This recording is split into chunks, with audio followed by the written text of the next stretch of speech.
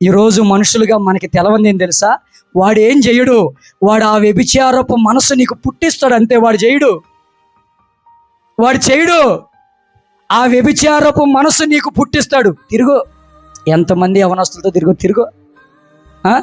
ఎంతమంది నీ కంటికి పో, ఏం కాదు దేవుడు అట్నే అంటాడు. ఆదివారం పోయి మళ్ళీ ముసుగేసుకొని మళ్ళీ ఆదివారం బైబిల్ పట్టుకొని, యేసయ్యా నీ బల్ల తీసుకుంటున్నాను ప్రభువా, నన్ను క్షమించు నాయనా అనంగాల్నే దేవుడు ఎవరో?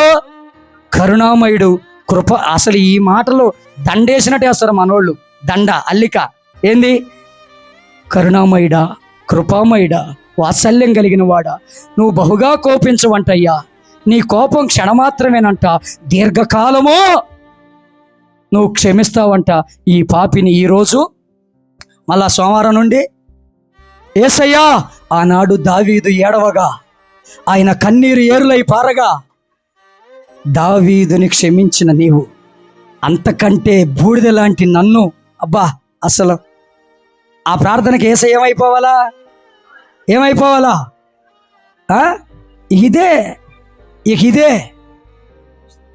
అబద్ధపు మాటలు నమ్ముకొని ఏం కాదు అంటున్నావు. అబద్ధపు మాటలు నమ్మేవాళ్ళు ఎవరో? బుద్ధి లేని కన్యకలు. ఈరోజు యేసయ్య సత్యవంతుడు, ఆయన న్యాయవంతుడు.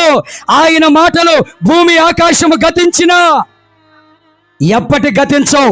ఇది అగ్నిలో వేయబడి 7 మార్లు కడిగి ఊదిన వెండి ఎంత విస్తారమైన శ్రేష్టము కలిగిన మాటలు. ఈ మాటలు అబద్ధం అని అనుకుంటున్నావు. ఎంత నువ్వు దౌర్భాగ్యురాలివి, ఎంత దౌర్భాగ్యుడు నువ్వు. ఈ మాటలు అబద్ధం అనుకుంటున్నావు. ఇది నిన్ను బతికించే మాట, ఇది నీకు నిత్య జీవం ఇచ్చే మాట, ఇది నీకు క్షేమం ఇచ్చే మాట.